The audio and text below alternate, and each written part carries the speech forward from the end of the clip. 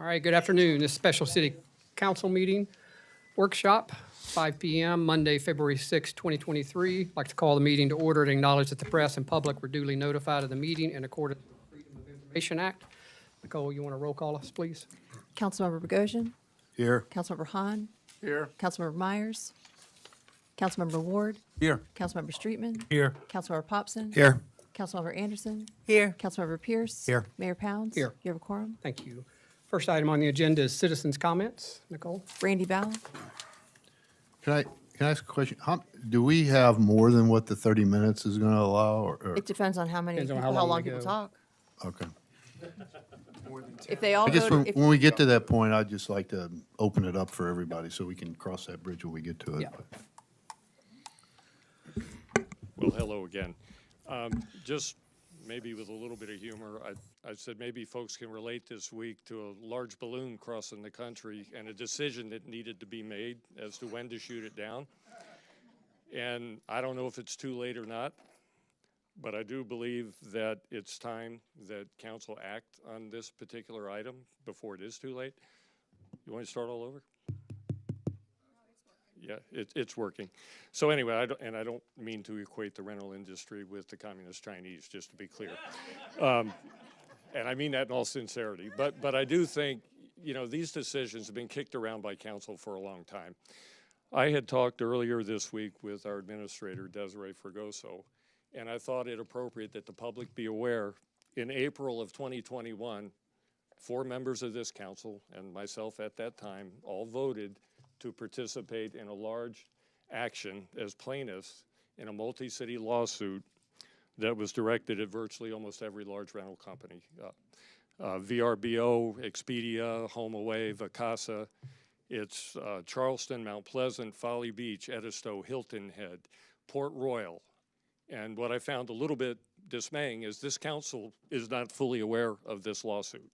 And the premise of the lawsuit is we have not been adequately reimbursed for tax monies and other due tax monies, and chose to, at that time, participate in a large lawsuit to rectify the situation that, frankly, we don't understand as a city and as a council what monies are due to us, when they're due, and how we adjudicate and make sure that those monies are collected.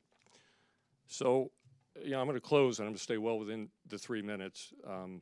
I was chair of real property when Granicus was brought in, and that is a tool that does a web crawl, if you will, to find illegal rentals. It only exists if there are illegal rentals. I would hope that this council focuses on compliance. People have a business license. We're matching tax dollars to those business licenses, ensuring that properly licensed rentals are actually paying the city. And this council really, I think, needs to step up and ensure that the resources are put in place, that the city has the appropriate level of enforcement and audit, so that we don't have endless debates as a council as to what's the right number. This is not an issue of, you know, wild dunes inside, outside the gate. It's been portended to be, well, you know, it's because of the short-term rentals outside the gate that we have issues. No, we have an issue as a city on our infrastructure. Our police and fire are heavily burdened the more rentals that we have on this island. And it's not just a livability issue for the residents here, it's everybody trying to get on and off this island in an emergency situation or just normal day-to-day life. Thank you.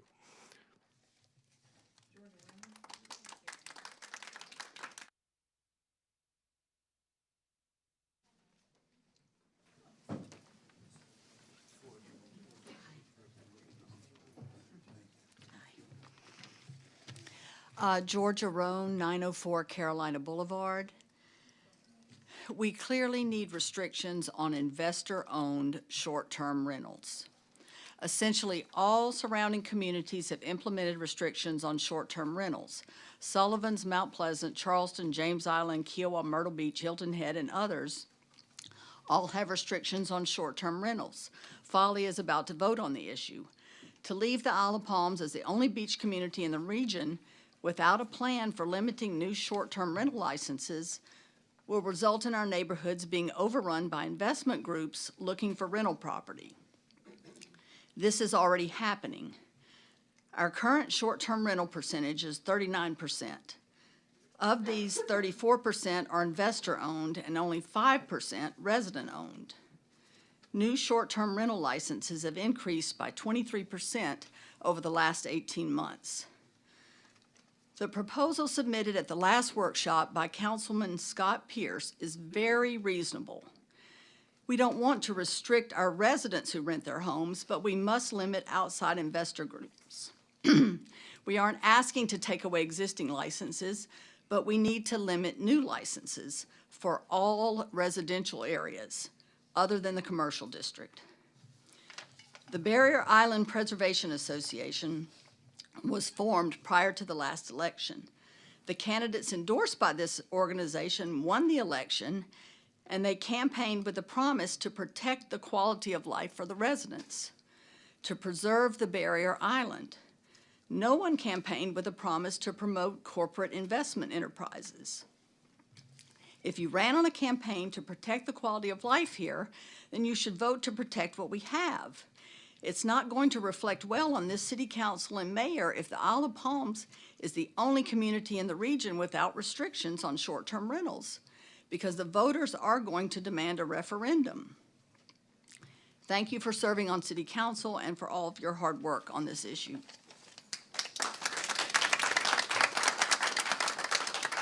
Elizabeth Campson?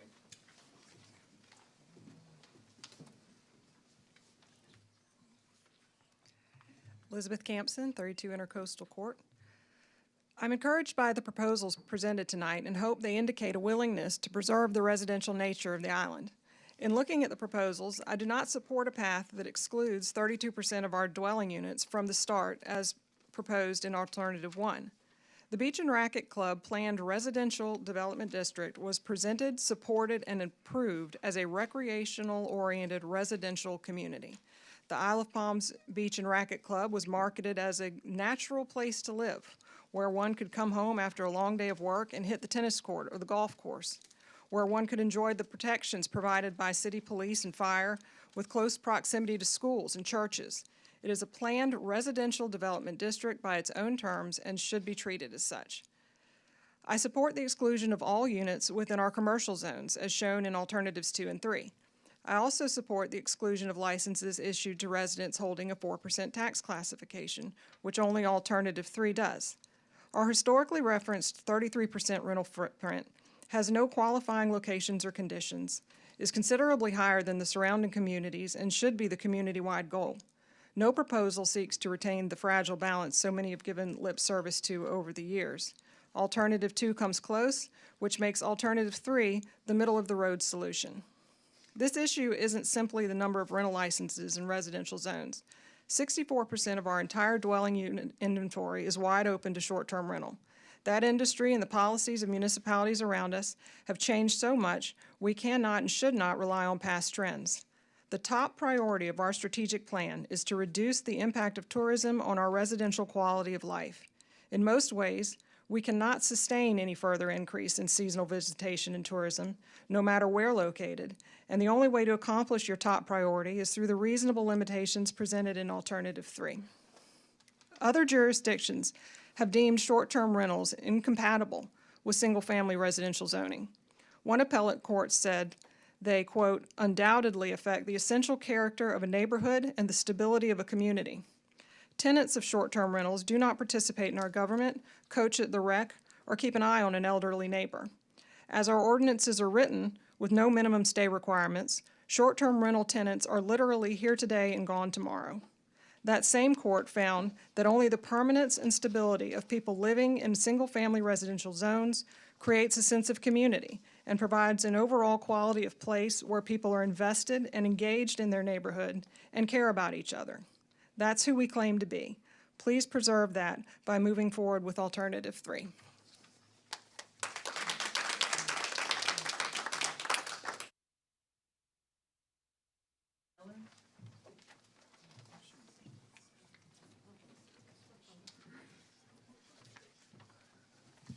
Good evening, Council. Bev Miller, 3 Fairway Village Lane. I'm here talking for Barrier Island Preservation Alliance. I'm back again, different day, same question. Is your vision for IOP's future a residential or rental community? Your stance on these 3 alternatives will answer that question. For to me, it's apparent most of you think my question was rhetorical, but I assure you it is not. If you believe this island should remain residential in character, maybe we can agree on 3 things as a start.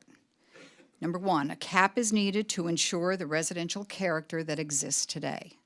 Number 2, when setting a cap, the cap should not be less than the number of licenses issued to date. Let's not take away any licenses. Number 3, if you do represent residents, ensure that you separate the 4% and 6%, allowing those primary residents to rent their homes 72 days without placing their licenses under a cap. As you analyze each alternative or any others considered, it is imperative you consider the overall impact to the city and calculate the short-term rental license saturation both within and without the cap. The percentages I talk about below will likely be higher as additional license applications are received, given that we have no moratorium in place. Alternative 1 yields a 54% saturation. The cap allows for additional licenses to be issued, but we become a rental community. Alternative 2 yields a 39% saturation. We remain a residential community, but the cap is less than the number of licenses issued to date. And the cap includes all dwelling units.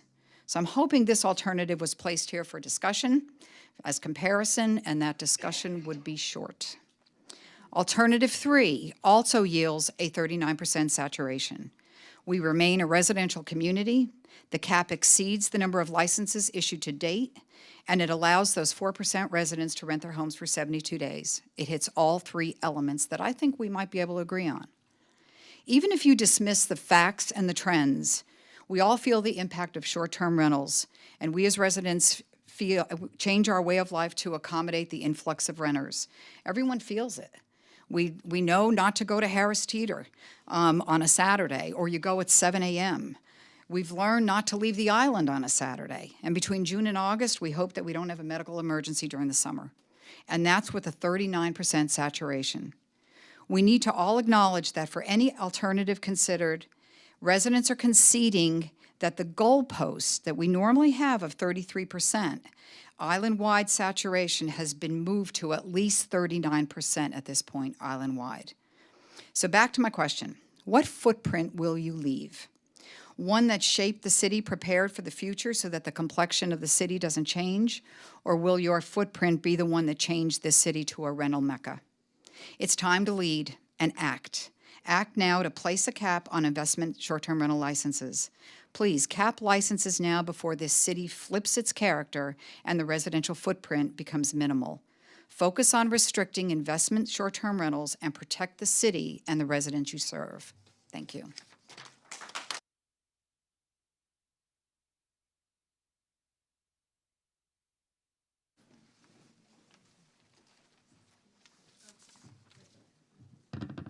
Hi, Laura Lovins, 5 Links Clubhouse Court. I want to thank Councilmember Pierce for doing what our previous city council and even the majority of the council to date have not done. He's presented a balanced, comprehensive plan to manage the short-term rental issue here on IOP. As Councilmember Pierce stated, it is a plan that works with residential and commercial zones already in place. It gives a win to residents. One of his recommendations is to have the city hire a full-time employee responsible for enforcing STR compliance with IOP rules and regulations. This was a key request from the majority of residents at the STR listening sessions last year. It is ridiculous, beyond ridiculous, to say that properties in Wild Dunes were specifically built and designed for short-term rentals and should therefore not be included in the STR total. This is a totally inaccurate statement. When Wild Dunes was established by the Sea Pines Company in 1975, STRs didn't even exist. Oh wait, there was a short-term rental property in Wild Dunes. It's called a hotel. Whether an STR is in a residential area in Wild Dunes or IOP, it is still an STR and is part of the total percentage. It is time to stop with the fuzzy math about how many single-family houses and dwellings we have versus STRs and do something. And in case you need a cautionary tale to help motivate you, let me tell you a little story about New Jersey. The city made a deal with Airbnb in 2015 to legalize STRs in exchange for over $1 million in occupancy tax revenue a year. Both the city and Airbnb touted this as an exemplary partnership.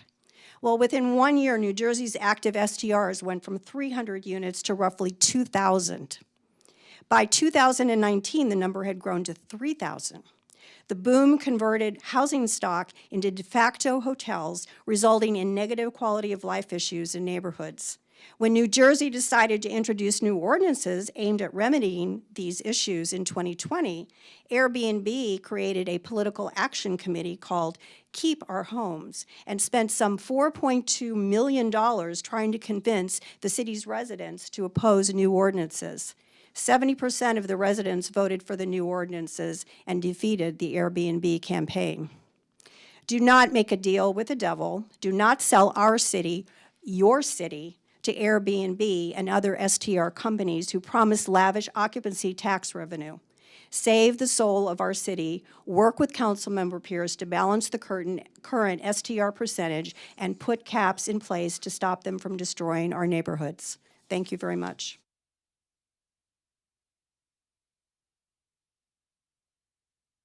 Gajanto?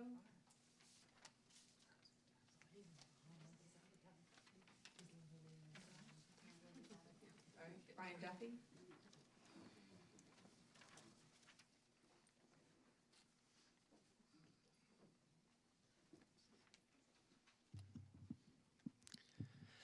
Good evening, Brian Duffy, 3613 Waterway.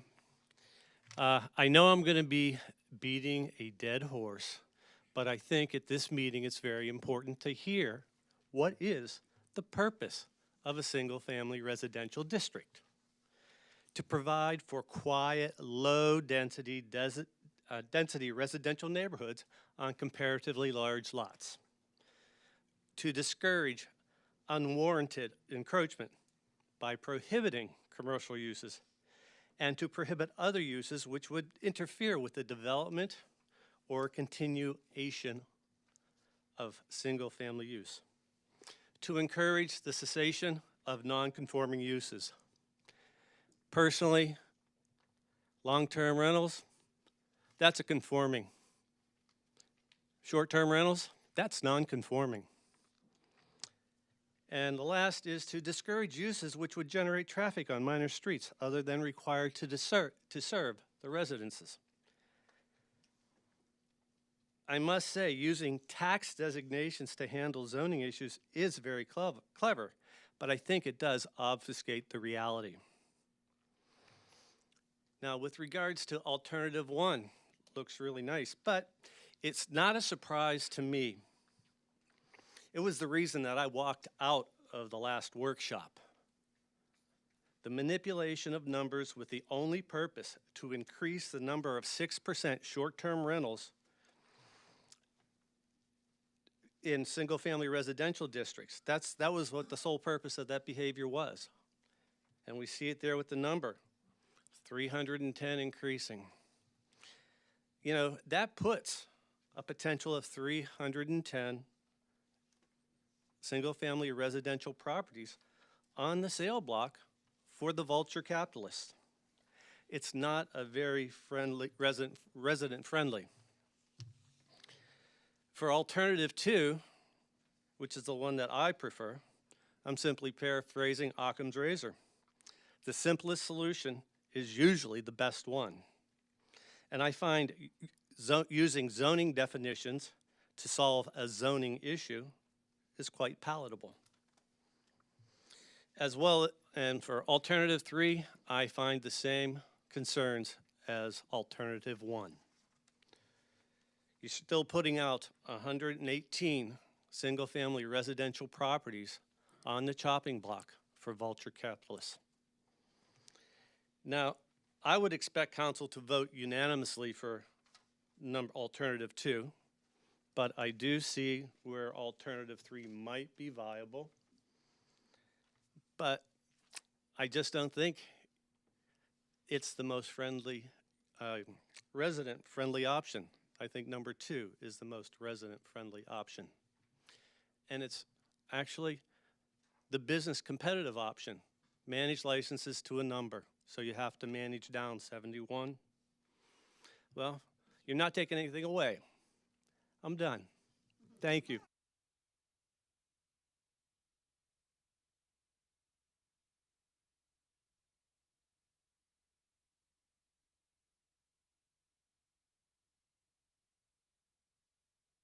Mayor, council members, good evening. As both a resident and owner of a small business, I am speaking tonight briefly on behalf of some of the local property management companies.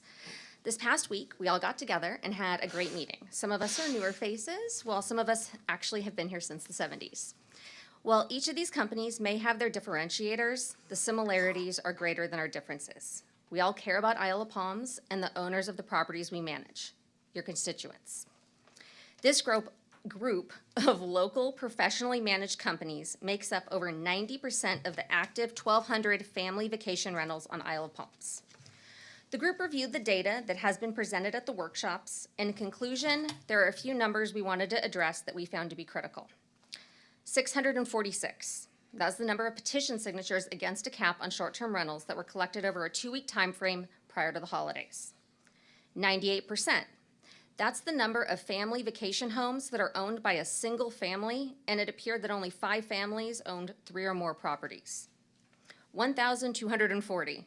In 2022, 1,240 families that own homes here under management spent at least 26,000 nights on Isle of Palms using their houses.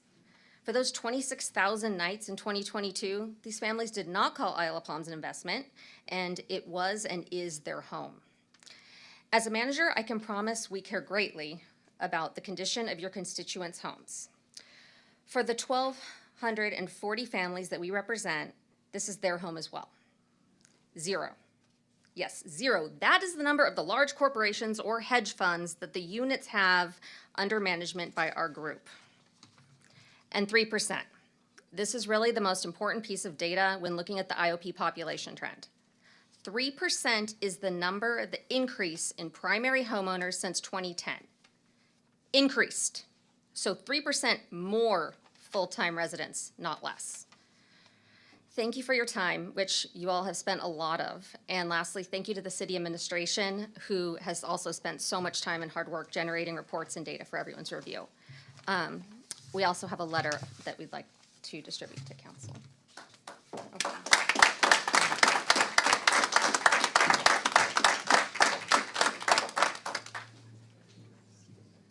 Byron Davis?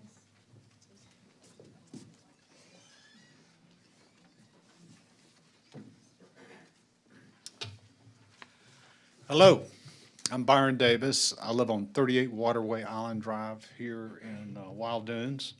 Have for 26 years, full-time resident the whole time. And we moved here from Buffalo, New York, 26 years ago. Very cool up there. Besides the beach, here in Isle of Palms, the thing that attracted us is the freedom. The freedoms that were available to us, as well as the friendly people. You can't find better people than our people here in Isle of Palms. Noteworthy is what's happening in our country at large. We seem to be expanding government almost in every single area, except for the police and the Border Patrol. Here in Isle of Palms, when you start talking about rental caps and other such laws and regulations and effort to make our paradise better, I get a little concerned. New York has had a lot of laws on rental properties which have caused an exit eventually of that area in capital as well as population. I don't have a dog in this rental fight, so all of the options on the table I can't tell you about, but I do have a home, and that I don't need you to change any of the laws which may have the unintended consequences of lowering its value. I'm here to ask you to please not grow the reach of government on such a great community and change it for the worst. We have enough laws and regulations. In fact, one of the most difficult things for you to do is to do less. And that may be the best path in this case. Thank you very much.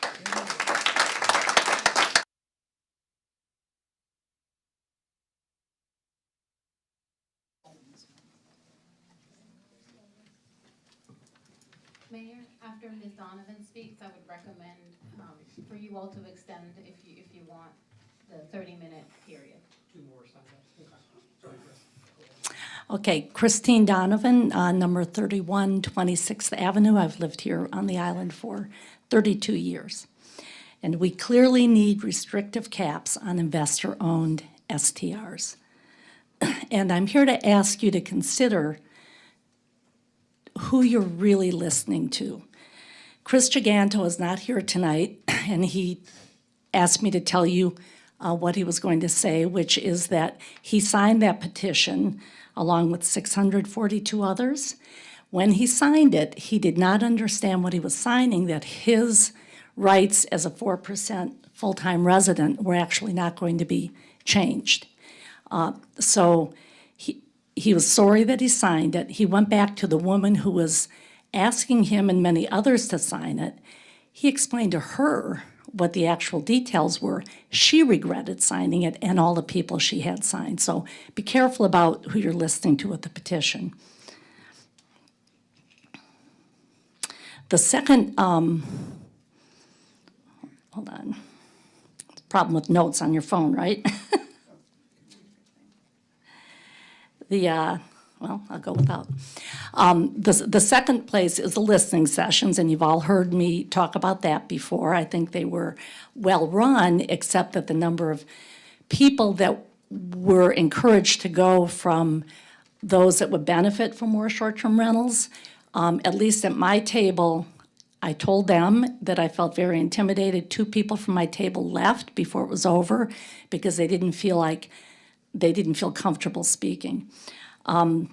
Airbnb has been sending out letters. I can forward a copy of one that I got, since I do rent my house out a few weeks a year. And they were encouraging everybody to come tonight and speak up, protect your property rights. And they are not interested in the residential property rights, which are to have a peaceful place to live. So it's already been mentioned what happened in Jersey City, so I would ask you to be looking out for the residents, the residential areas. I don't need to go over all the facts again. Please do not shirk your duty to represent us and take care of us by having a referendum.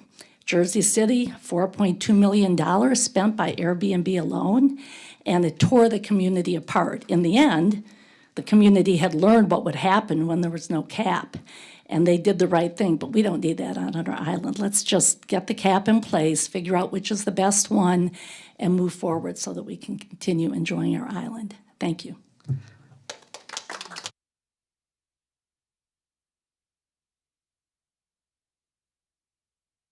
Yeah, let's make a motion to extend time to take care of these other residents. Motion to suspend the rules to allow additional comments. Second. All those in favor say aye. Aye. Opposed? Okay, Nicole, thank you. Edward Fitzpatrick.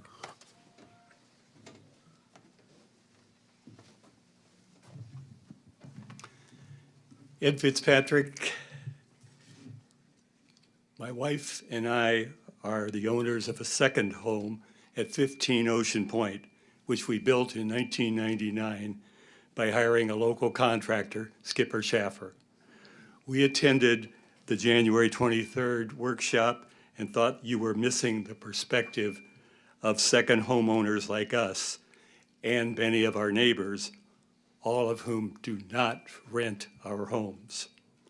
Lumping us into the 6% investment category is misleading. We view our property as our home, not an investment. Like many second homeowners, we do not rent, nor do we ever intend to rent.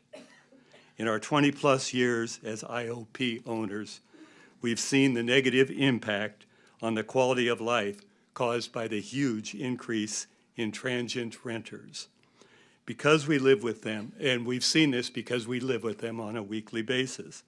We see the increase in traffic, the crowded facilities and amenities, the trash on the beach, the delays on emergency services to our end of the island, and the disregard for other people's property. The livability factors that attracted us to this island in 1999 have changed for the worse. We agree with the permanent residents that have spoken for the need to deal with these trends before it's too late by putting a cap on short-term rentals.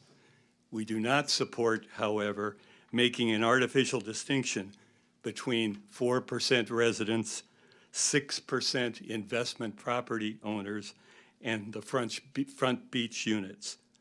Short-term renters are short-term renters, regardless of whom they rent from. Put a cap of 33% on the whole island. That makes sense, and it's easy to administer. We've heard many confusing references to the data, but from a policy standpoint, the most important data is the trend. The trend is for increased transient renters. And you need to get in charge of that trend. When we started in 1999, we see this trend every day. We started in 1999. There were maybe two rental units in our 71-unit HOA. Today, we understand there are 31. That's a huge increase. The trends are going the wrong way. We support an honest and realistic cap. We're all in this together, and there are no winners and losers here. A cap is not punitive. It is normal in this area. We appreciate that some second homeowners, like the gentleman that appeared before you last time. Mr. Fitzpatrick, I'll need your rapid comments up, please. Okay, yes. Need the rental income. But you can take care of that by grandfathering the existing renters and require that if they lose the grandfathered status if they don't rent. Thank you.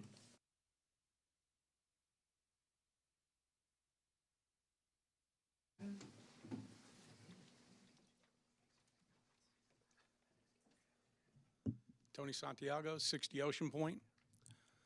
There's a lot of talk about data, and there's a lot of talk about feelings. So I think we ought to think about that for a minute.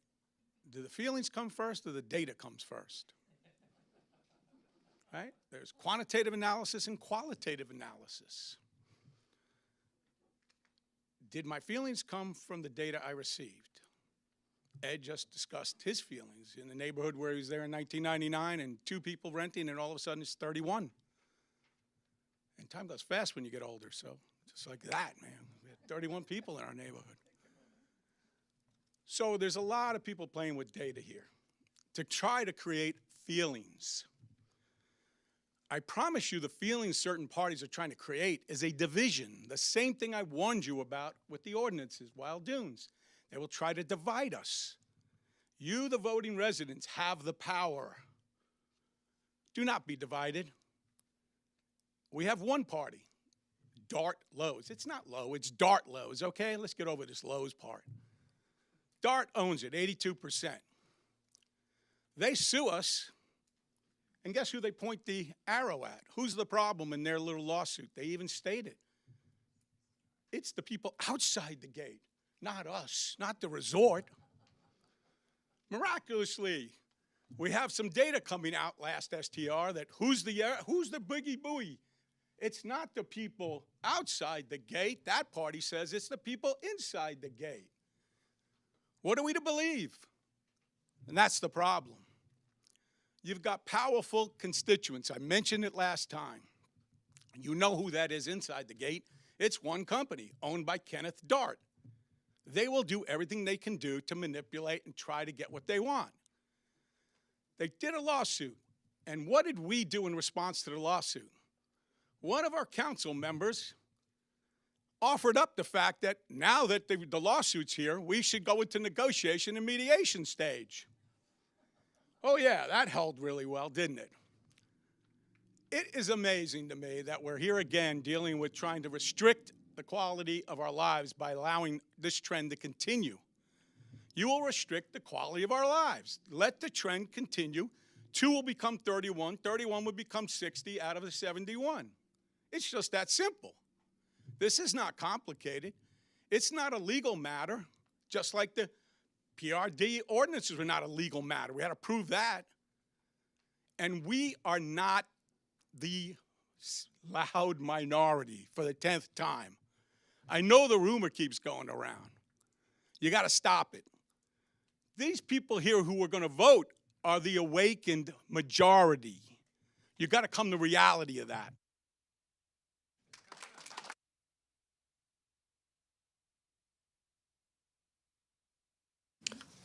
I believe there are people in the audience, Mayor, that would like to speak. Tried to sign up or, okay, Yeah. all right. Do we have some of those that would like to, I see a hand. Glad there too. Hang on, Coach, let me get Shelley. No, Shelley, go ahead. Go ahead. I'm not a very good public speaker, and I get very nervous, and I wasn't necessarily planning on speaking, but I just wanted to say a couple things. Shelley, can you tell us? Go ahead. I'm sorry, I'm Shelley Miles, and I own exclusive properties with my husband, Mel. We've been residents on the island as well. We aren't any at this current time, but we were.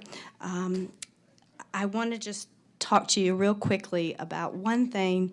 It may not have any impact on anybody's voting or whatnot, but I did want to say, when we're talking or when I'm hearing people talk about Airbnb, Airbnb is an advertising vehicle. Any of us who own management companies can put the homes that we manage on site, and the guests still have to come through us, sign our agreements, sign our rules. We don't have to accept everybody that comes that direction. It's an advertising vehicle. So the lady who spoke, I believe she said she rents her home too through through Airbnb. So again, she is in control of Airbnb, what they rent, right?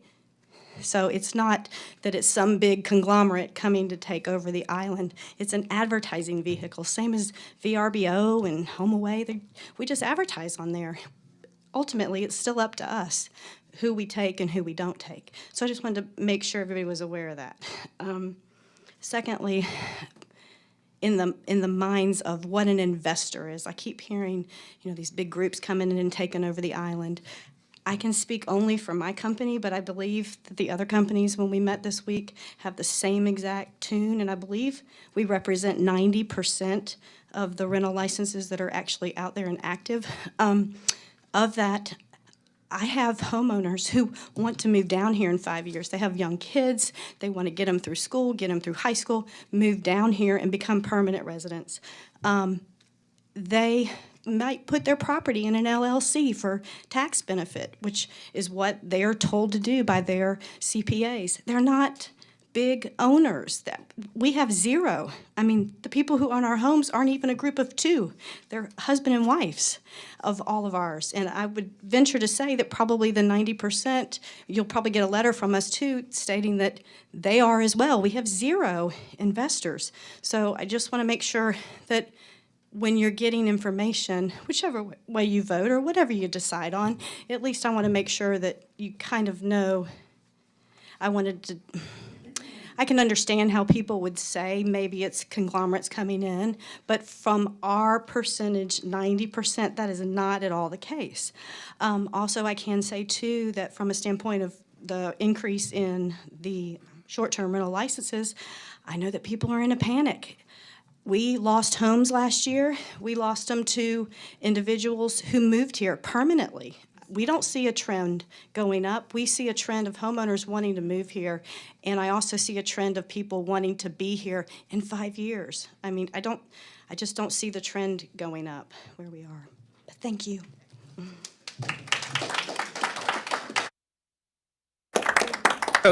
Coach and then Glenda. Okay, I'm Cal McCombs. I live back here at 417th Avenue. First thing that I want to say is we keep talking about all these how you say it, conglomerates, all these big real estate people, developers are gonna come in here and buy up our island. I'm here to tell you, it's not gonna happen.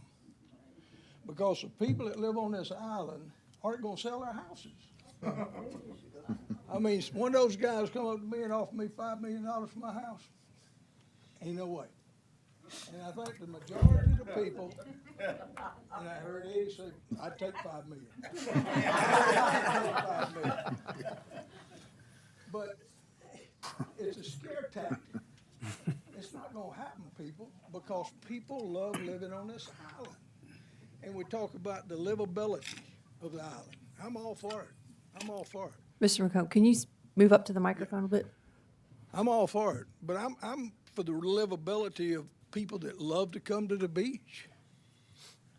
I mean, there's a lot of people that can't afford $1.5 million house over here, whether they're gonna rent it, live in it, or what. But there's a lot of people that love to come to the beach, but they can't afford to do anything but drive over here from Mount Pleasant. You look at the livability. What we're doing right now is we're blaming it on short-term rentals. But I'm telling you, nobody's brought up the day trippers. And I love the day trippers. I wish we had twice as many coming in, because I love the excitement when they come to the beach. All this energy in the summertime. These kids come over here, they have a ball. But what I'm saying is, we can't control that because we got a county park out here. It's open to everybody. But you start talking about these short-term rentals, it's not near the problem as far as trash and noise and that kind of stuff as the day travelers. And I'm glad they're making noise. This is a vacation island. They ought to be having fun. So I just feel like that the house I got one up on Palm. I go out, sometimes I ride by the house, it's empty, but there's 3 or 4 people out on the side taking a shower at my shower. They're day trippers. And they're throwing the garbage in my yard. They're day trippers. They're not short-term rental people. Those people, they're great people, and they just want to have a chance to be here. So all I'm saying is, we're talking about livability, but we're not even talking about the day trippers. Those are the people that come in here and park on Palm and throw their trash out and do all that stuff. We can't control them. Coach. I know, we can't control them. But all I'm saying, who's my buddy here? One of them over here. Less government is best government. Let the people be the people. Thank you.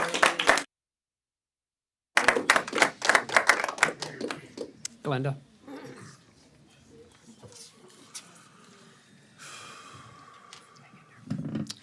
Glenda Nemus. I live on Cameron Boulevard. I'm a full-time resident, and I also own a short-term rental on the island. So I have struggled and been torn in all directions. I'd like to just give you some of my thoughts. First of all, we're in the Wild Wild West right now, short-term rentals. 5 years from now, things are going to look very different. And I'm going to come back to that in a minute. Well, no, I'll address it now. It has occurred to me that maybe what we should do is we have 2 issues, quality of life and the balance of the community from corporate concerns of corporate takeover. It used to just be a quality of life issue. Now what's more important might be that we're the only place for investors to come. Is it possible to not be in one camp or the other, but come up with some sort of medium in which we put a temporary or put a cap on for 3 years and revisit and have a sunset to that law so that in 3 years, whatever's decided, we're in a different place in 3 years. Everything, the short-term rentals, the corporate interests, the economy's going to change. We're supposedly going into a recession. We revisit whatever was put in place in 3 years and look at it again and then see what is realistic for our island. So that's the only compromise I've been able to come up with, that cap now, sunset, revisit, look at this rapidly changing industry and what's happening in our island in 3 years. At one time, I thought we might be able to change the tax balance and encourage more homeowners and make it less profitable for short-term rentals. Once again, an economic approach, but I haven't been able to come up with that wonderful solution. So I just wanted to put that idea out there, the compromise solution. Thank you very much.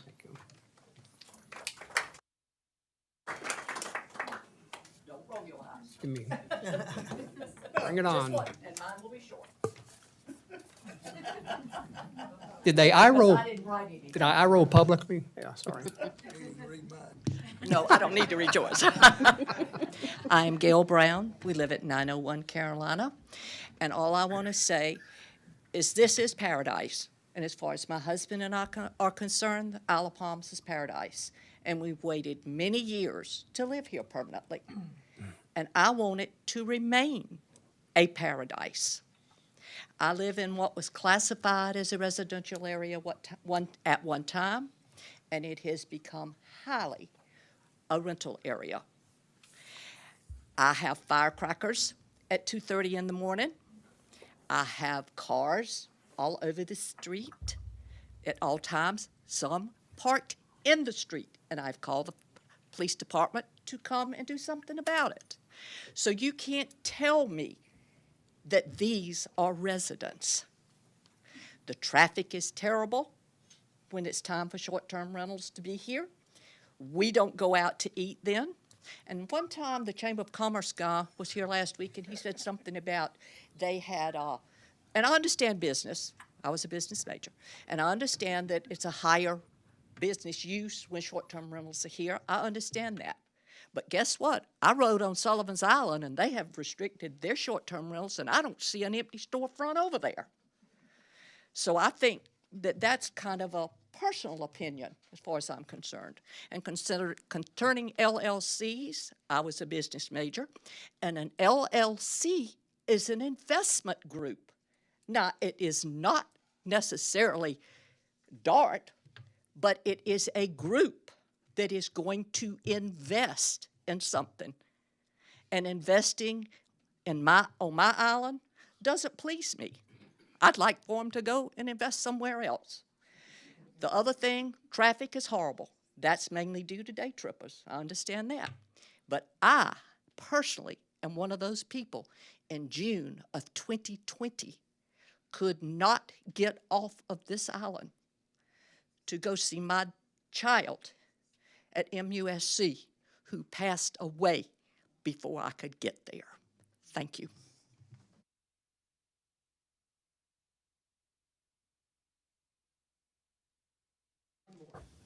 Come on. For those people that know me, I will not tell you I'll keep this short, but I promise I will.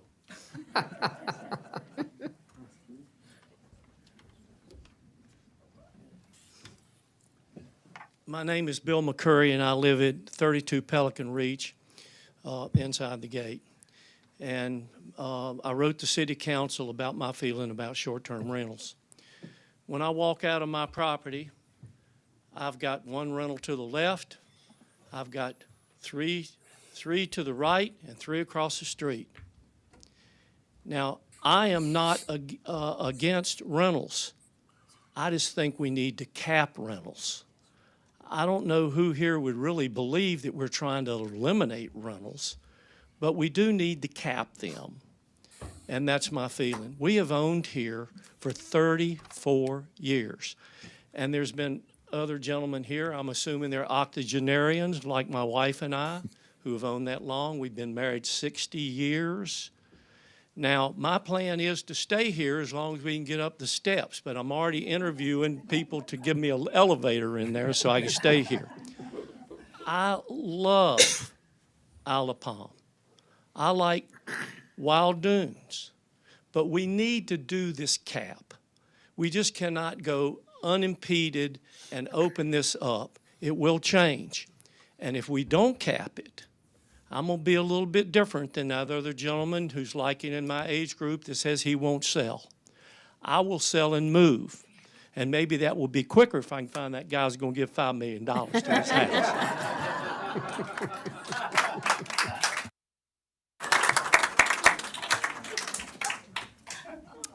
Very good. Thank you all for participating, signing up, engagement, showing up tonight. Very much appreciated. So let's kind of revisit. This is on the back table, Desiree, as far as options. So this is what you've seen before. This is actually updated as of Friday, February 3rd. So it's already been mentioned tonight, but to our staff, just thank you very much for continuing to update numbers, merge files, put things together for us to have current data to use. So the numbers change ever so slightly. It's not, it's still at 38% overall, 1,757 total permits at the moment.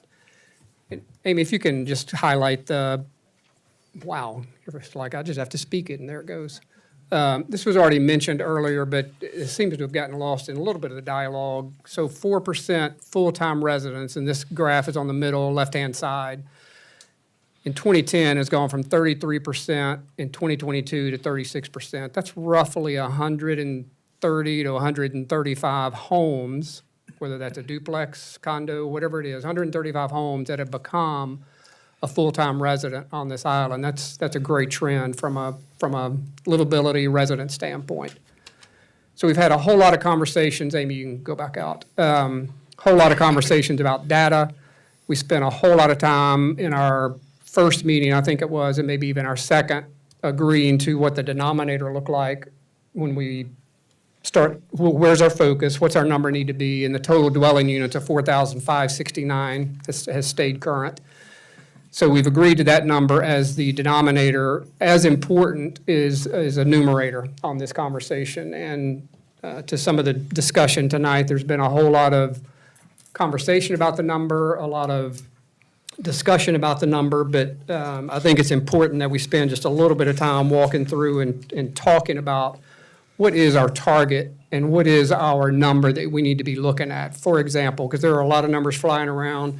There are a lot of numbers mentioned in the session or in the resident comments tonight. So you saw from the first slide, total short-term rental license, 1,757, roughly 38% of our dwelling units. If you look at our Granicus software, was also mentioned tonight, that's our compliance software that goes across 60 websites and looks at, of those 1,757, looks at on the website what has an active listing profile on one of the 60 sites that our software is looking at. So that's 1,556. And again, I'm not pushing any of these numbers. I'm just saying there's a lot of numbers out there, and as a council, and I think as a city, our focus needs to be on something. We need to know what we're shooting for. Of those 1,556 on this same Granicus compliance software, 1,279 actually had rental activity in the last 12 months. So again, it's about 28% roughly of our dwelling units. And you can see the other two numbers there. So we just kind of open it up to council for a little conversation about, what is our target? Where do we need to be talking about? We're not talking about caps or no caps or anything yet. This is just about the metrics and whether we decide to walk away from here tonight to look at metrics every month, every quarter, twice a year, whatever it is. We need to together decide what that metric is. So I would just open it up to any conversation that we may want to have around what this numerator for our third discussion needs to be. Well, I'll start. I mean, I think we're going around in circles here by continuing to talk about these numbers, to me. What we know is what people said, the numbers of short-term rentals are increasing. And I think the only accurate number that we can get to at this point is the 1,757, and that's it. I talked about last time, there's huge issues with the Granicus numbers, in my opinion. That's why the city's looking at another software to place Granicus, because there's problems with Granicus. And I think it's a disservice to the council, and I think it's a disservice to citizens that continue to throw this number up because it's not accurate. No one can sit here and pass a sniff test that says we have 1,757 licenses and only 1,279 have been rented out in the last year. That means we have 500 licenses that are sitting there inactive. I mean, we're going to sit here for the next 3 months arguing about numbers when we know the number of short-term rentals has done nothing but increase. We know that of the increase, most of them are in the residential areas. So we can argue about whether it's what the exact number is, or do we want to do something about it? Do we want to stop it? That's the fundamental question, I think, Mayor, that we have to address. I don't think it's a waste of our time to sit here and talk about what exact number we want to use. I think what we know is the number is increasing. All right, so if we go to the next slide, potential paths. Can I make one yeah, Jan, comment? sorry. Okay, again, looking at the numbers on the last slide, following what Councilman Bogosian said, was the number that stood out for me was the number of primary residents with a short-term rental license. Because we have been debating about whether the jump in numbers to 1,757 to the licenses from 1,400 to 1,700 was just primary residents running out and getting a license just in case. There are only 4% of those licenses are primary residents. So it's 194, according to the table, of the 1,700. So just keep that in mind, that when we're talking about short-term rental licenses, we are talking about they're held by non-residents. That's all. Thank you. Yeah, I'd like to make one more comment on the Granicus, and I commend the staff for looking at options. I think we all recognize the severe limitations of Granicus, but we keep talking about 60 websites that it trolls, which is really quite a small number in the IT world. And I think that the Rentalscape, I think when we were talking earlier this week, Douglas and Desiree, the Rentalscape, just for point of reference, scours something like 20 or 30,000 websites. So to me, it's just kind of icing on the cake of the limitations of what we're relying upon up here. And I have no confidence in that 1,279 number or some of the others coming out of Granicus. It is a compliance software package if it's worked and if it's updated, and we have not been able to do either.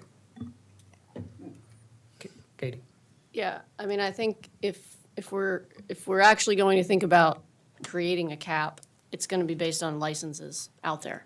So why would we be talking about any other numbers? I mean, yes, there are some people out there that are renting without licenses, but there's also people that are driving without licenses. I mean, it happens, but most people have licenses.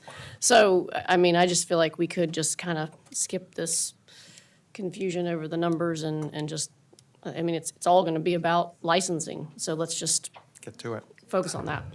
I mean, it seems easy. So then, if you go to the potential paths that are in front of council, and again, the options that were listed in the packet for this meeting tonight was our staff took conversations that council had at our last session, and those aren't proposed, those aren't anything other than conversations that were had here 2 weeks ago when we met, and staff taking those and kind of applying some analysis to it.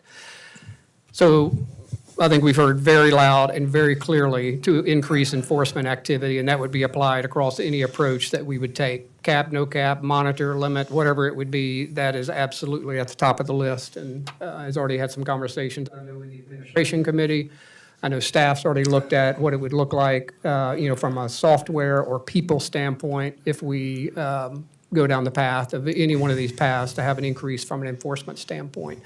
And that would be enforcement of livability, that would be enforcement of financial, that all encompassing from a enforcement standpoint. Potential path is certainly a no cap, allow the market to determine the number of short-term rentals. A path also to monitor agreed upon metrics, market conditions, and analyze trends as they emerge for future council action. And then you've got alternatives here below, and you've got some samples in our packet as far as limiting caps. Exempt 4% properties, limit only single-family dwellings, have a high cap approach, a low cap approach, and a reducing cap approach. So again, if you're ready to start talking options, we can pause here and have some conversation. Mayor, can I say something? Sure. Thank you. I mean, I tend to agree. We talk in circles about numbers here to some extent, and we've had a lot of them thrown out here over the past several weeks, past several months. I know that we need to address this at some point, and we need to possibly look at what the needs are for caps at some points. But I think we're being way too premature in what is being looked at here. And I would ask that everyone out there be quiet while I'm addressing, okay? So I would say that we're being very premature and looking right now at a cap. I tend to think that, based on my 38 plus years here, it was always difficult to get off this island on the weekend. We never left home, even in 1984 on Saturday. We didn't dare go to the mainland. We didn't go to the grocery store on the mainland. We didn't, we came to the red and white, supported Wayne, did a lot of that. But we're looking here now, I think, with a knee-jerk reaction of sorts, where we're looking at putting some controls in place right now and saying, we're going to cap this right now at this number without giving it the due diligence it needs. And I honestly think the due diligence lies right in here, where we talk about monitoring market condition, analyzing trends as they emerge for future council action. This economy's changing. I don't know how it's going to change. I don't know if it's going to be recession, depression, continued bull market, people still paying $5 million plus for houses. I don't know. None of us really know that.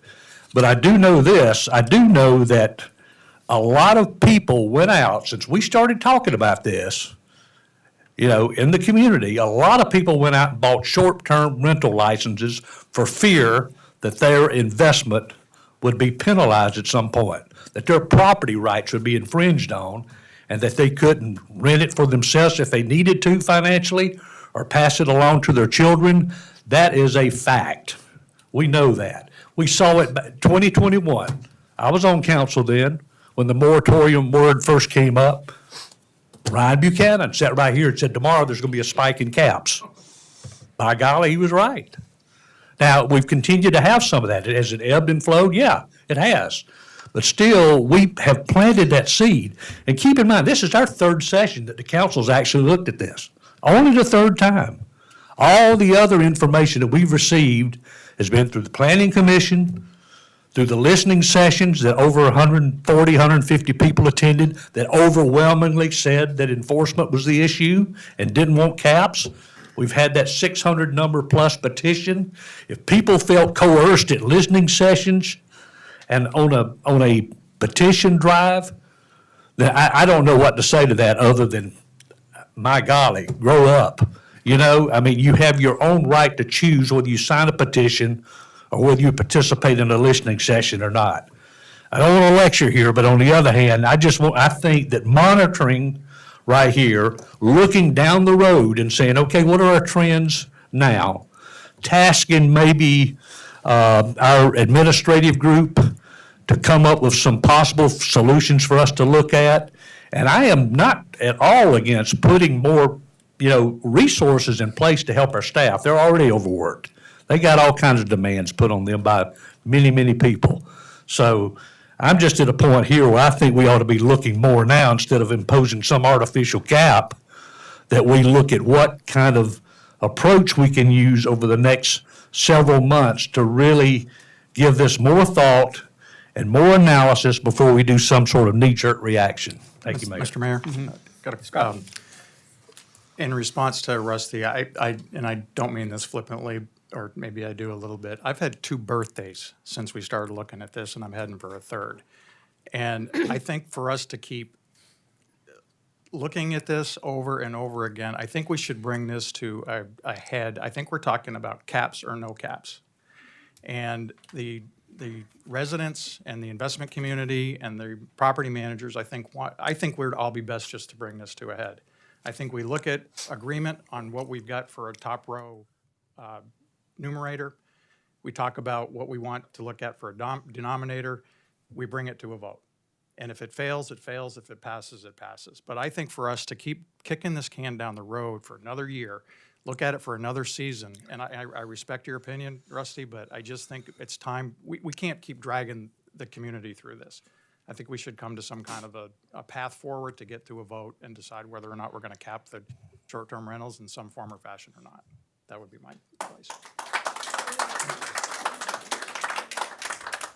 I would just like to add a couple other comments too, in response to what you had to say, Rusty, in terms of the, I guess, the urgency around this. Part of it's what Councilman Pierce said, is this goes back more than 2 birthdays. I mean, this, I talked about, this was back in 2007, and I talked about some of the comments that were made at that, and during that period of time, and discussions around the short-term rentals, but really, residents petitioned council back then to do something around short-term rentals. Regulations were set on occupancy limits and other things at that time, but a cap was not enacted, although discussed. In 21, the council also, they entertained this whole issue on short-term rental caps. Sent it to the Planning Commission. The Planning Commission came back with a proposal, and here we sit in 22 wanting to kick the can down the road further again. As far as public support as well, the 2020 community survey results were clear. Short-term rentals and the impact to control them from our residents, really it's all constituents of the city, was the 4th highest priority strategic issue. We said it as a council as a strategic issue. We don't need to kick it down the road any further. We need to put some solution in place. The listening sessions, I think we said, up here it's even clear that one thing I think was clear from the listening sessions is the fact that something needs to be done with short-term rentals, whether it's, the enforcement, whether it's caps. Short-term rentals are an issue to the residents of the island. We need to draw some line in the sand and say, when is enough enough? BIPA survey. Maybe a lot of people don't like BIPA. That seems to be a bad word out there. But the fact is they did a survey. And over 68% of their respondents said they were in favor of a cap. City Council has received over 260 responses related to short-term rentals since December, when we started talking about the moratorium.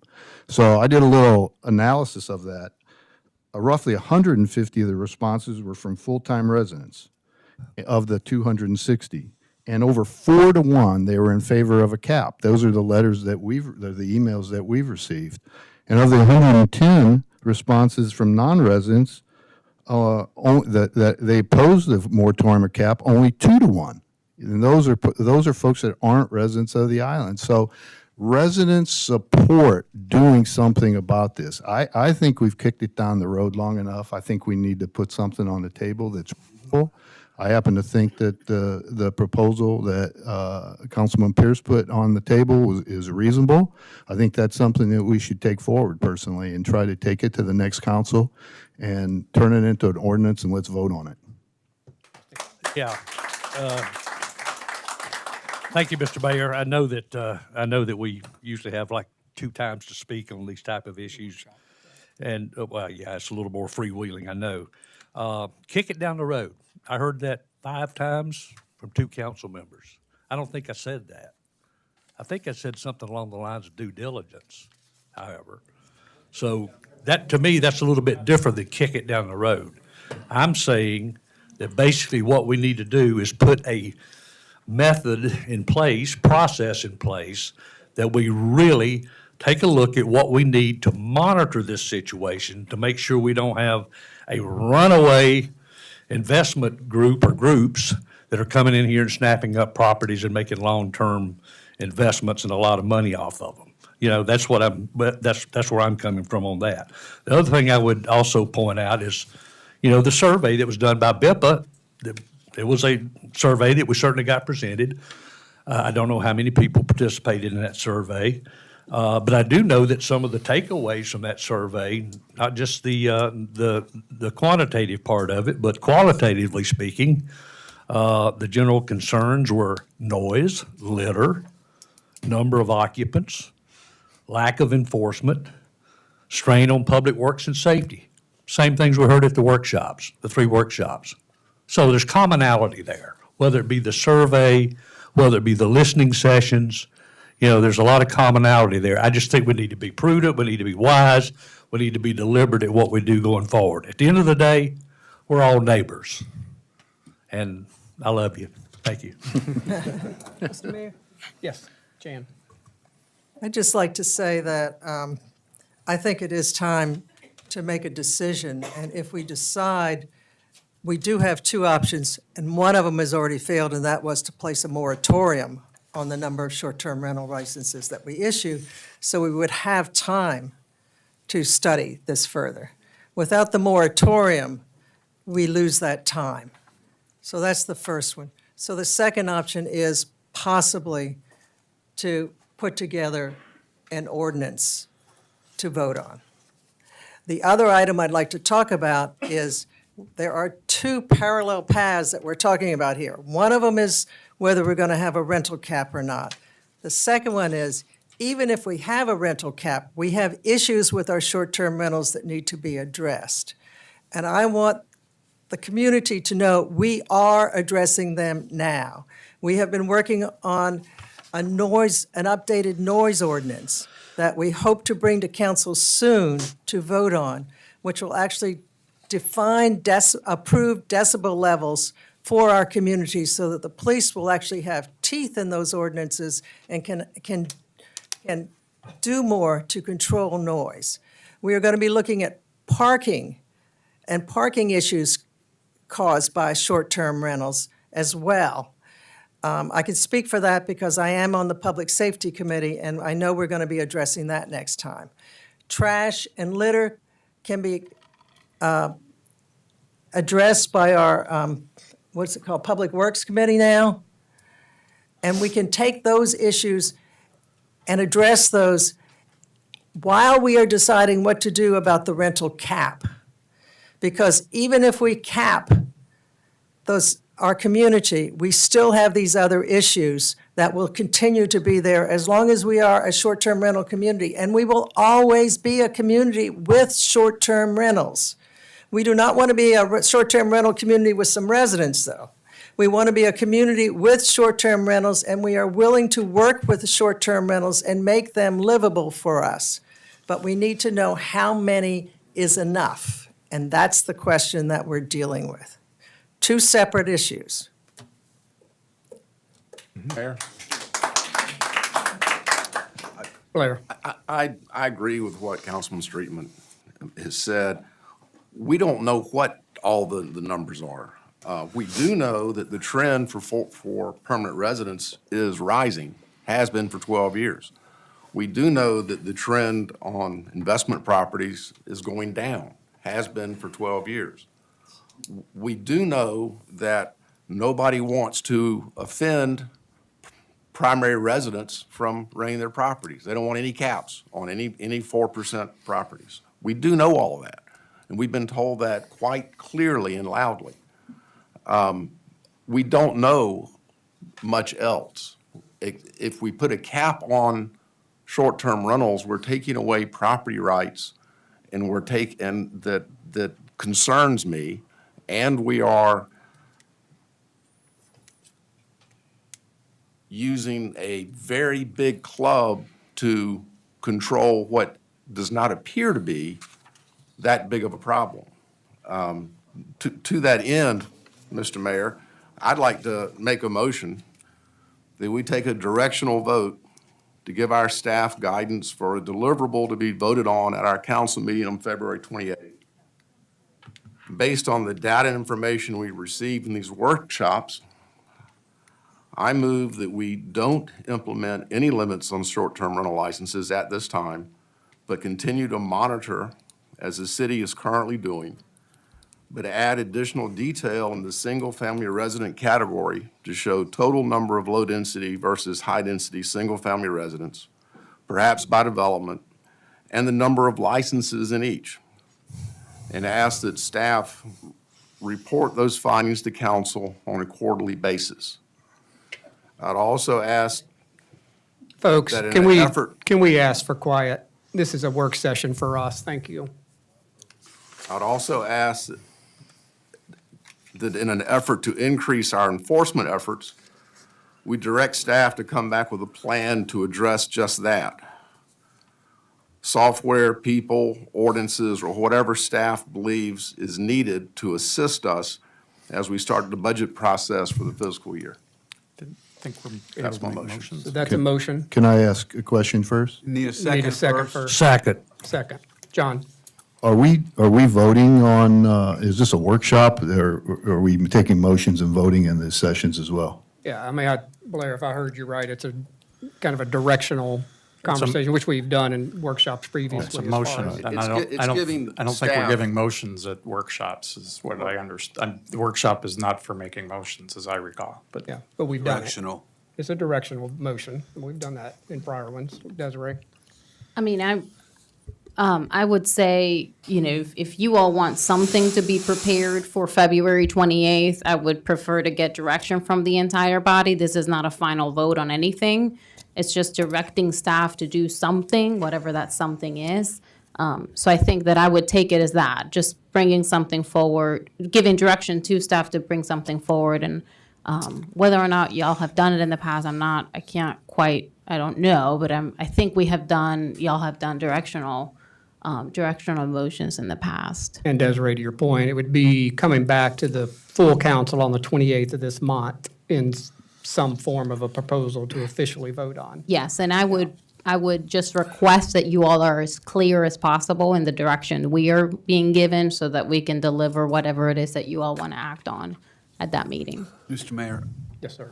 point of order, Mr. Hahn, would you consider restating the motion in a positive instead of do not implement a cap? Just change that wording around. If those motions are easier to vote on, if it's stated in a positive manner, so you can vote yes or no, up or down. I'm not following you. But you're saying we're gonna vote not to do something. No. Well, no. I mean, the motion is that we're voting to give them direction to provide this information to us and prepare for a vote on the 28th. That's a positive motion. Yeah, well, that's, I thought what I said. Okay. Okay. I think that what Mr. Councilmember Ward is referring to is your statement of to prepare not to implement a cap. If you're not implementing a cap, one does not exist today, so I would just leave that out. Yeah, just leave it out. Fair enough. Just point So out. I'm not even clear, I'm not sure I even understand what you're recommending, to tell you the truth. So Blair, leaving that negative out, why don't you read the motion again? Please.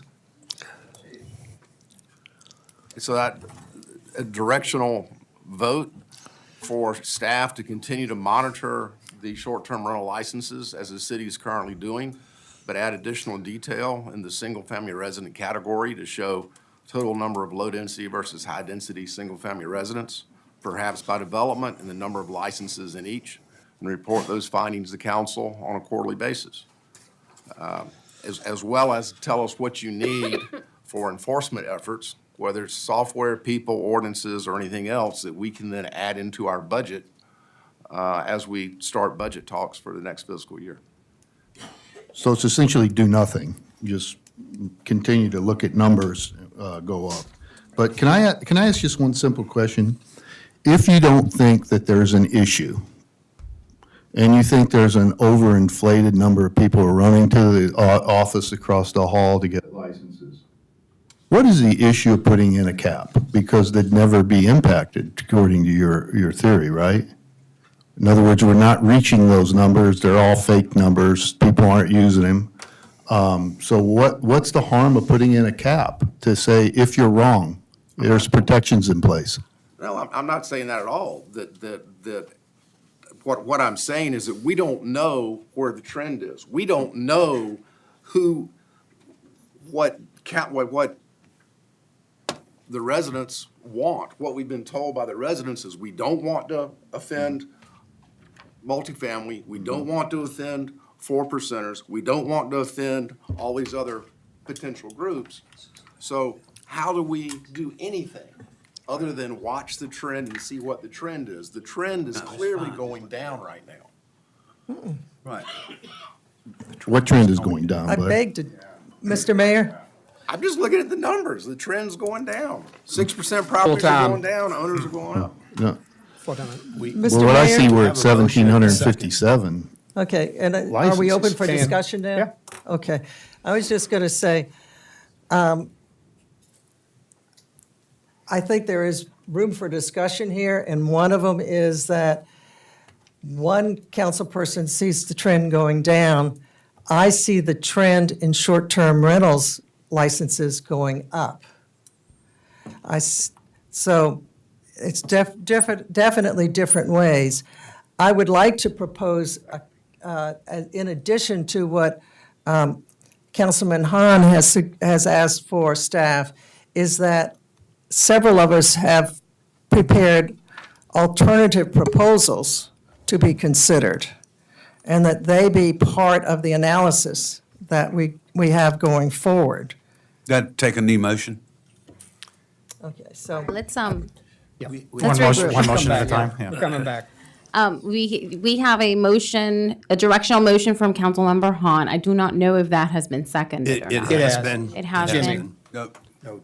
Rusty. Sorry. Okay, just making sure. I think that Councilmember Anderson, I would just recommend you stating that as another motion, just to ensure that both are clear. Do you want to amend Councilmember Hahn's motion? I think they try to do two different things. I think I want to amend it to add my suggestion that we have other alternatives in addition to his to be considered. At the February 28th meeting? At the February 28th meeting, Okay. yes. Desiree, does that give you, I think so. Let me restate it. So you all want to, what you would like to see is for us to draft ordinances so council can vote on the alternatives that have been presented as options tonight. Yes. Yes. Which one? Is there an alternative specific that you all want us to include as part of an ordinance? We had never discussed the alternatives until they were I think you all presented to should. us yeah, 3 days ago. again, I was hearing there was a need to put this thing up for a vote. And I thought what I heard from Blair's original motion was exactly that. Got a motion and a second? Correct. We have a motion and a second. But I think the difficulty is what Councilman Ward indicated, which is that Blair's original motion was basically a motion for a non-motion, which doesn't make any sense. It's like proving the negative.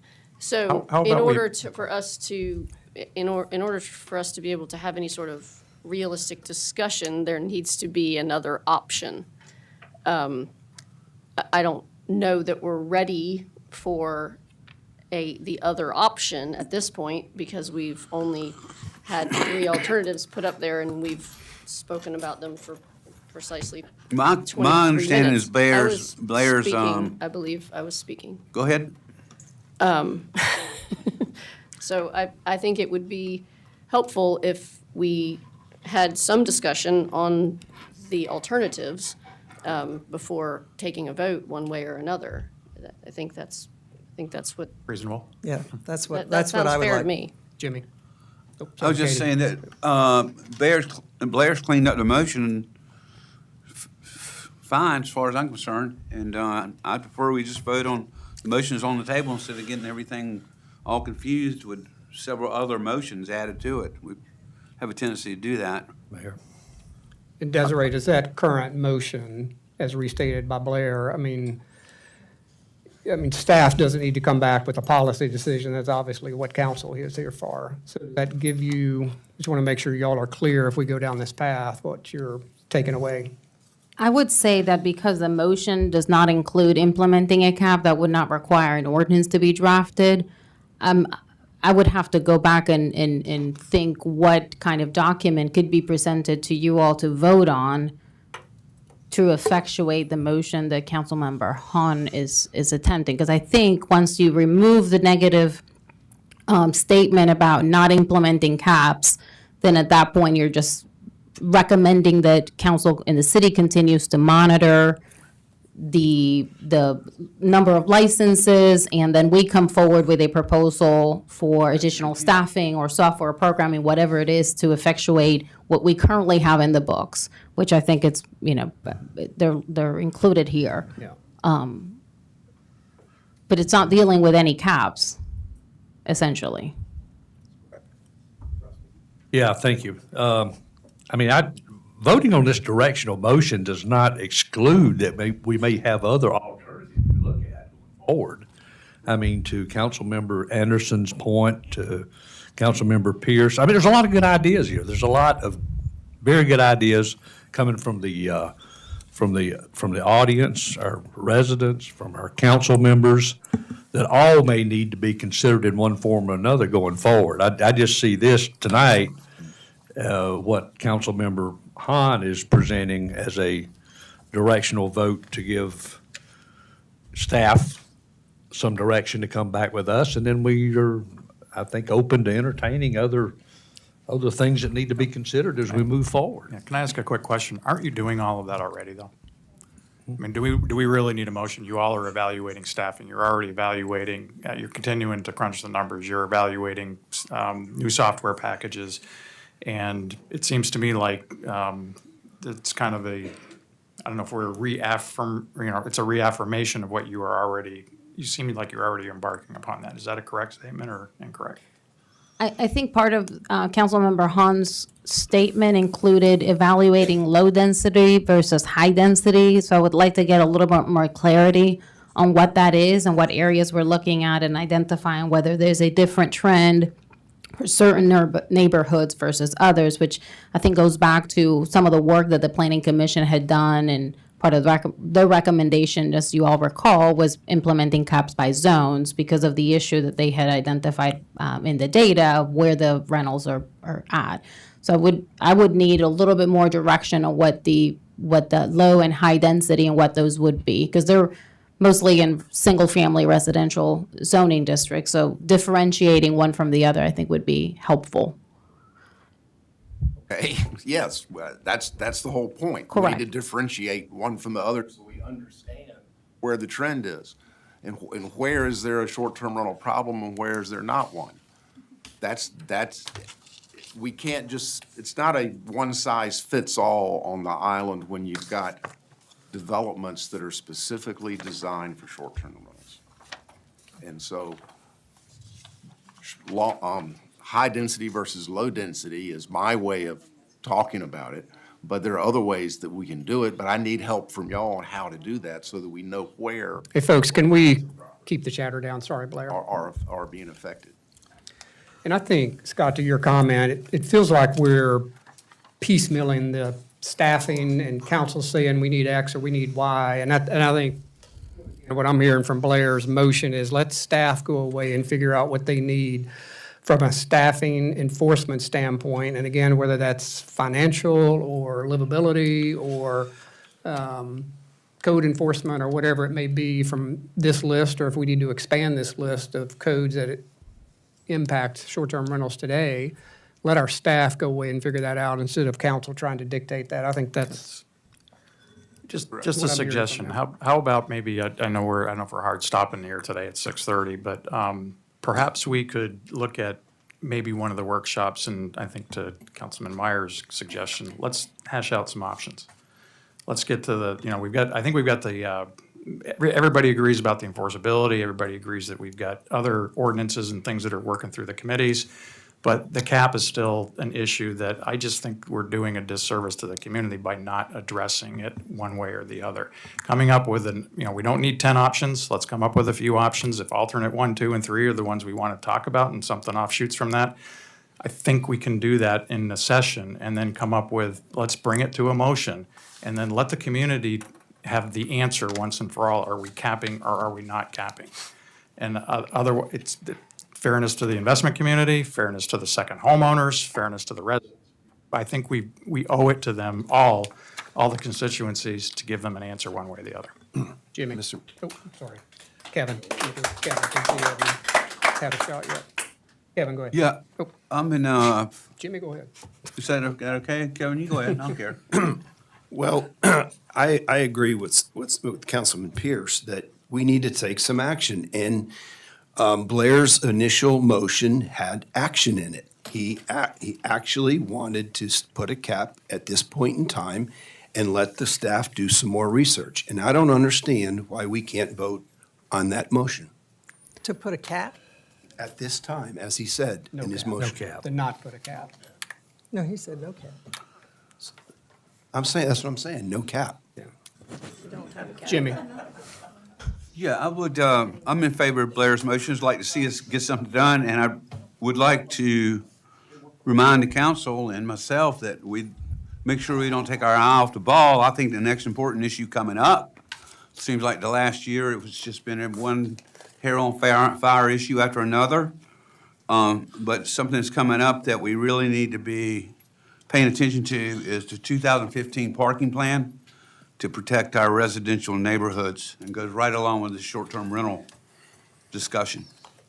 And we need to keep an eye on South Carolina Department of Transportation and with due diligence with our lobbyists to make sure that parking plan, residential parking plan stays in place.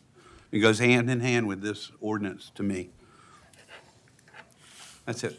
What ordinance, Jimmy, were you talking about? 2015 parking plan. No, you said it goes hand in hand with this ordinance. What ordinance? Just what. You mean the ordinance that having more- Blair just more did? study on what we decided we need to do. I think it's a good motion by Blair. But I'm just saying that we need to pay attention to the parking plan coming up. That's going to be a critical issue. I agree with that. I think short-term rentals are a critical issue as well. Yeah, and I think Desiree, to that comment, our 2015 parking plan is back in for approval with a 5-year update. It's out for another beach management plan, thank you, is out for public comment at this point. That's right. Our local comprehensive beach management plan was adopted in 2017, has gone through the 5-year review. That's up for public comment for another 20 days. Yeah. I suggest that we take that up as part of the Public Safety Committee's work and report back to council. Yeah, there's not really anything to be done. It's already been submitted and is out for public review at this point. Yeah. So, Katie?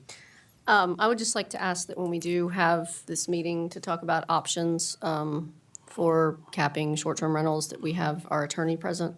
So I think there's definitely some questions that that would be helpful for. Yeah, he'll be at your February 28th meeting. Okay. Will we be able? I wasn't sure if it was going to be another special meeting or but if it is, if he could be there, that would be great. Yeah. Got a motion on the floor. Yeah. Jan? I just want to make sure that, yes, what we are considering would be legal. I know with zoning, sometimes when you slice and dice and pinpoint certain entities rather than all entities that fall into that category, it may not be defensible legally. That the wider the net with zoning issues, the more likely you are to be able to apply it and enforce it. So Mayor, can I just ask a question?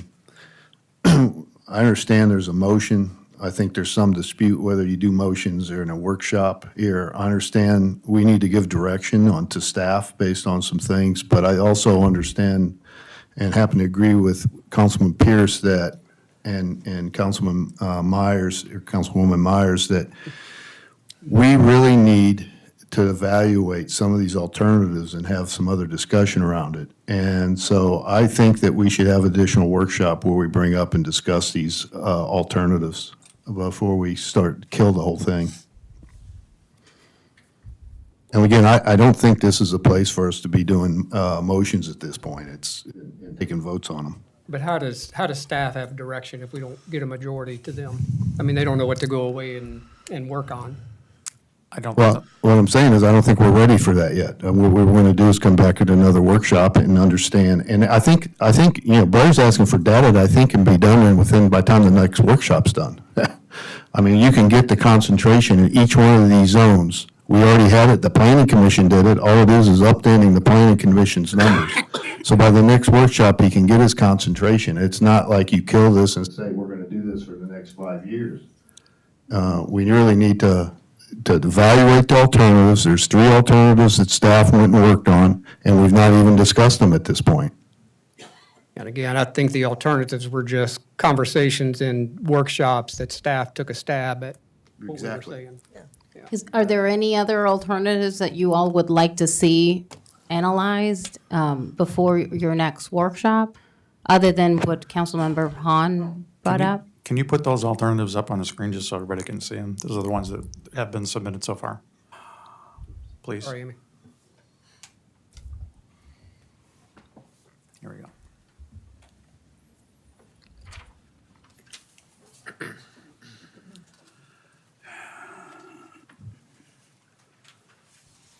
There it is. Yeah. Yeah. Is there anything in addition to this that you all would like to see? I don't know how we vote on this. I was not involved in any of this. I had not a clue that any of this was done, these alternatives were done until it was sent out in email on Friday night. So I'm not prepared to vote on any of that. That's why we need to understand what we're voting on, and we don't right now. And I think that this is all an effort to give some structure to some of the commentary and some of the discussions that you all had at your workshop. You know, I think alternative 3 represents 2 and 3, I think, was our attempt to articulate the proposal that was brought up by Councilmember Pierce at the last workshop. Alternative 1 was we took a stab at looking at just single-family dwelling units, which I think was part of the discussion at the last time, just looking at that and not any of the condominiums and whatnot. So those are just discussion starters. If there's anything that you'd like or would like to see, would not like to see, we just felt like it would be proper to, again, put some numbers around some of the commentary. Rusty, then Gail. Thank you. So, yeah, I mean, and to that point with the alternatives, I think Councilmember Anderson also says that she has an alternative plan that she would like to present at some point or put on the table. We haven't seen that at all. So, I mean, I think this is a directional motion here tonight. You know, that if we can give Desiree and Douglas what they think they need, that they can walk away with, come back with some, you know, some viable alternatives or next considerations for us, then fine.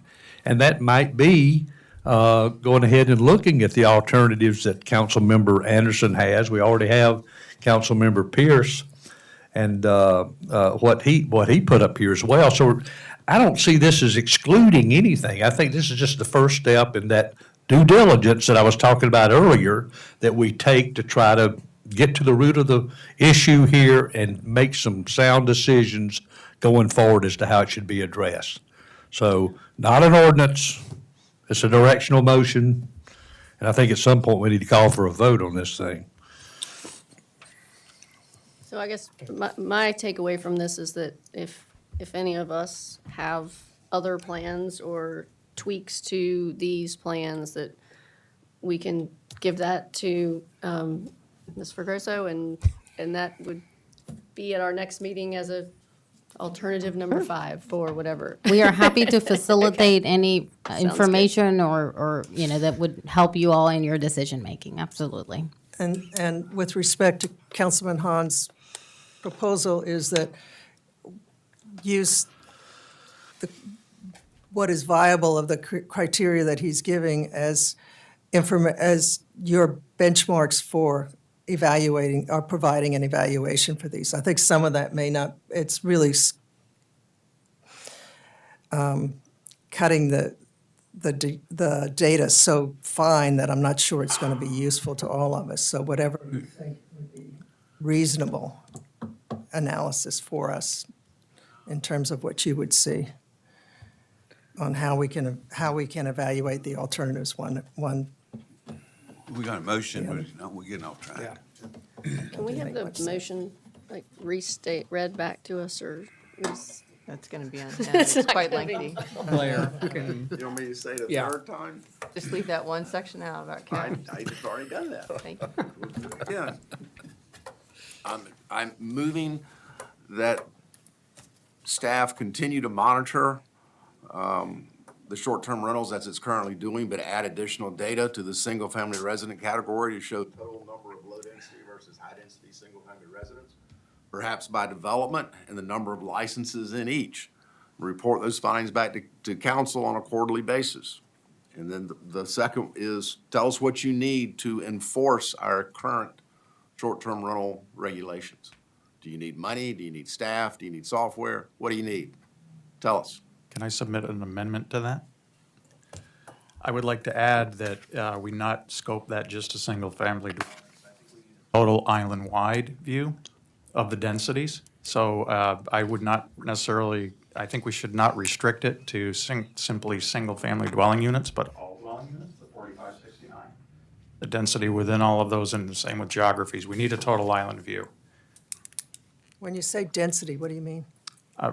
We need to talk about if let's say we go with an option one. Option one, if you do the math on it, it would result in a 54 to 55% penetration rate opportunity. If you look at option two and option three, they're 39%. They're very different. And I think if we have got to look at the island view, and if you need help with what that looks like, I can certainly help So with you're it. talking about the density of short-term rentals penetration. within each Correct. group. And also, I think that Douglas, the planning commission densities that we did by zones, we did by the 9 analytical zones, we did by wild dunes, non-wild dunes, we did by commercial and residential. That can be dusted off and done again in a matter of days. Would you please So, state the motion and? If that have a would be second? helpful. I would like Is to there a increase, I would like to add it's simply stated, the scope of the analysis should be island-wide with all categories and all analytical zones. I'll accept that. Is there a second? Would or wouldn't? Would? Would. You're accepting it as a friendly amendment. Councilmember Kevin. Streetman? Is that friendly? No, sorry. I thought Councilmember Streetman seconded the motion. I seconded the original motion. I Okay. haven't seconded Okay. the amendment. I second the amendment. If it's a friendly, if the original, if Councilmember Hahn, who made the original motion, if you accept this as a friendly amendment, you don't need another second on the amendment. Okay. So it's a friendly amendment, all good. It's getting less and less friendly as time goes by. I'd like to make another amendment Now, Good dear God. All right. where you present an evaluation of the 3 alternatives that are shown on the plan, in addition to a 4th alternative don't you have one? with respect to Number 5? with respect to all of the data that you're collecting. The fourth alternative is similar to the third, with Tier 1 licenses would be for permanent residents, and all permanent residents would be eligible to get a license anytime without delay. Tier 2 licenses would be for non-residents, the 6% taxpayers. And that would be limited to the current number of licenses held by non-residents is now. So that's the big difference. And I have no idea what was just said. There's no second. Jan, I think that was kind of what we were talking about, that we would submit that information Yes. separately to staff. To and then- include as And then we alternatives. would all be able to, and then they would prepare it, and we would all be able to Okay, discuss it so later. that's all I wanted to make sure. Yeah, Okay. Yeah. So let's fast forward the clock to a new workshop. We're going to come back with 3, 4, 5 alternatives, because one alternative needs to be no cap. Then what are we going to do, vote? To give staff direction? I mean, we have to. So I don't understand why there's such angst around voting when we're going to get there in a week or 2, or whenever we're going to get there. I mean, as long as there's a path, if the path is just study it further, then we don't have direction. That sounds like good to me. We will have 5 alternatives, and then maybe we can whittle it down to 1 or 2 that we go forward with. And we can talk to the attorney. Yeah. So we'll prepare a similar schedule as the one that you have with the 3 alternatives, with the alternative that Councilmember Hahn wants to look at regarding density, and the alternative that Councilmember Anderson will provide to us, and you all will vote on that at the 28th meeting? Well, again, I think part of what was taken out of Blair's a fifth, an alternative needs to be no cap, just from, to have a conversation around it. Okay, And I think we needed to, I just don't want to lose sight of the total island impact of the alternatives. understood. I feel like the vote at the next meeting might be rushing all of that. Oh, just, I mean, just what we're asking from staff and. From a timing. Digest after the workshop? You can vote to postpone. Well, would you all want to have another workshop before the February 28th meeting? no. Okay, well, Let's have two. I mean, we wouldn't have to vote at the. So we'll shoot next for the meeting. 28th. I mean, does that give you guys time? Because I know you're out this week some in Columbia with the various things. Does that give you all time to? yes. So we'll cancel the 13th then? No, the 13th is. No, the 13th is a scheduled regular. workshop. Oh, the Yeah. regular workshop, all right. Yeah. Okay, Yes. Making eye contact, head nodding. I think so. I'm going to have to review this recording afterwards. So then, with the motion and second on the floor, does that even need to be voted on at this point, given what if we're putting another workshop on the table? I'm not sure we need to vote on that motion. Blair? I'll rescind the amendment. Yeah, you Whatever are. you think, Yeah. all right? I'll Withdraw. rescind it, so don't vote on it. Wait, So, go ahead. so nothing? Well, I mean, you're all. Motion to what you're adjourn? doing is coming back, you're directing staff to come back with 4 or 5 alternatives. But don't we need to vote on that as a No. direction? We don't? We don't I need mean, to? I saw this Friday night. This, Yeah. you know, Yeah. this That's what I'm didn't saying, come Jimmy. from staff. You're or saying anything. nothing. Right. We're saying, staff, go away, come back with 4, 5, 6 alternatives, whatever Come council again puts. another in- day. Hang on. 4, 5, 6 alternatives, whatever council directs staff to come back with, and if it's ready by the 28th, we'll have a conversation. And if not, we'll have a workshop type scenario and keep tweaking. Tweet. Is that fair? Yeah. I guess. Is that fair? Yes, so we will prepare a list of alternatives, including a no-cap alternative, for you all to discuss and potentially vote on at your February 28th meeting. Yeah. There being no further business. Rusty. Motion to adjourn. Second. All in favor? Aye. 6:47, off. Sorry.